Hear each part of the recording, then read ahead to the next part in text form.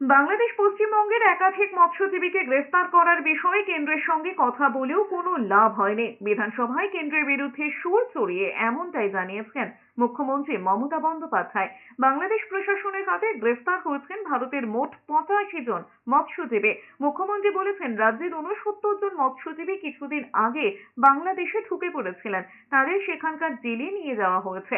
রাজ্যে আইনজীবী দিয়েছেন। কেন্দ্রীয় সরকারকে বলা হলেও কিন্তু কোনো লাভ হয়নি। বাংলাদেশ থেকে আসা একটি ট্রলারকে পশ্চিমবঙ্গে আটকানোর পরেও ছেড়ে দেওয়া হয়েছে, জানিয়েছেন মুখ্যমন্ত্রী। বৈধ কাগজপত্র থাকায় বাংলাদেশের ওই ট্রলারটিকে ছেড়ে দেওয়া হয়। কিছুদিন আগে কাকদ্বীপ থেকে ঝড় নামের একটি ট্রলার সাগরে মাছ ধরতে গিয়েছিল।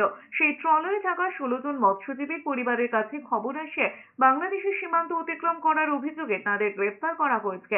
এরপর থেকেই চিন্তায় রয়েছেন তাদের পরিজনেরা। মৎস্যজীবী তারা ট্রলার নিয়ে